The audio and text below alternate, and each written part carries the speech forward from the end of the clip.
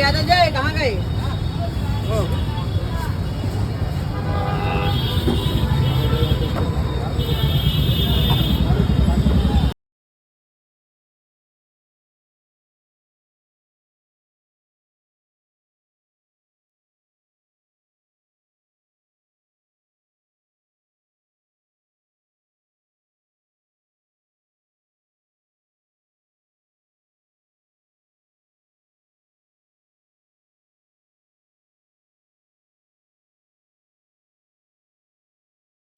ভারতের উত্তরপ্রদেশের লখনৌতে না আসলে বুঝতে পারতাম না এক সময় ভারতবর্ষে মুসলমান নবাবরা কতটা ক্ষমতাসীন ছিল। তাদের হাত ধরেই এসব নির্মাণ হয়েছে, ভাবা যায়। সুবহানাল্লাহ। এখানে জুতা নিয়ে ওঠা নিষেধ, জুতা নিয়ে ওঠা যাবে না। যে কোনো ধর্মের হোক, সব ধর্মের মানুষ এখানে ভিজিট করতে পারে, তো কিন্তু কেউ জুতা নিয়ে এখানে ঢুকতে পারবে না। জিনিসটা খুব ভালো লাগছে।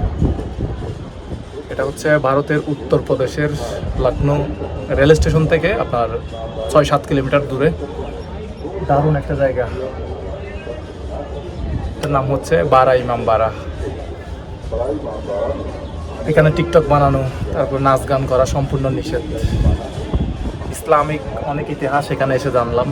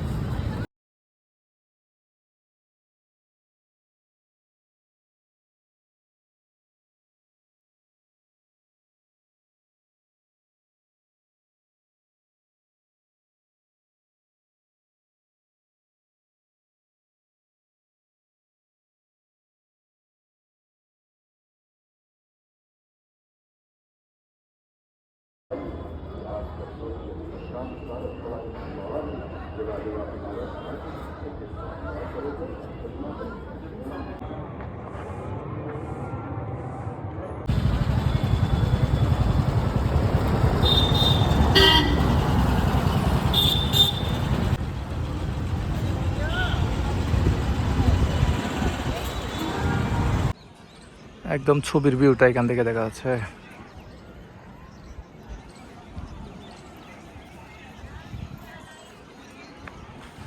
আর আপনারা যারা তাজমহল ফ্রিতে আসতেছেন তারা কীভাবে আসবেন? এই যে ওনারা মাঠে কাজ করতেছে, এই ঘাসগুলা পরিষ্কার করতেছে আর কি। ওরা কিন্তু ফ্রিতে আসতে পারে। তো আপনি যদি ফ্রিতে আসতে চান, আপনাকে প্রথমে এখানে একটা চাকরি নিতে হবে। এখানে চাকরি নিয়ে এখানে ঘাসগুলো কাটলে, অর্থাৎ এখানে যে কোনো একটা কাজ করলে আপনি এখানে ফ্রিতে ঢুকতে পারবেন।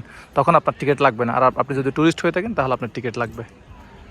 এই যে দেখেন, ওরা এখানে গাছের নিচে যারা বসে আছে, ওরা হচ্ছে এখানে মাঠে ঘাসগুলো কাটতেছে। তো ওদের জন্য হচ্ছে ফ্রি, কারণ ওরা এখানে মাঠে কাজ করতেছে। তা আপনি যদি এখানে কাজ করেন তাহলে ফ্রিতে ঢুকতে পারবেন। আর যদি ট্যুরিস্ট হয়ে থাকেন তাহলে টিকিট নিয়েই ঢুকতে হবে। সানগ্লাস ছাড়া এখানে কিছুই দেখা যাচ্ছে না ভাই। এখানে আসলে সানগ্লাস নিয়ে আসবেন।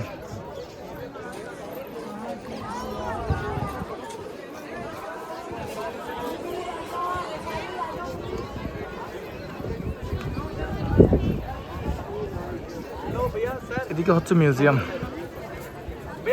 আমরা 700-750 টাকার টিকিট নিচ্ছি, দেখি মিউজিয়াম আমাদের জন্য ফ্রি কিনা। ফ্রি হলে ঢুকবো, আর টিকিট হলে ঢুকবো না।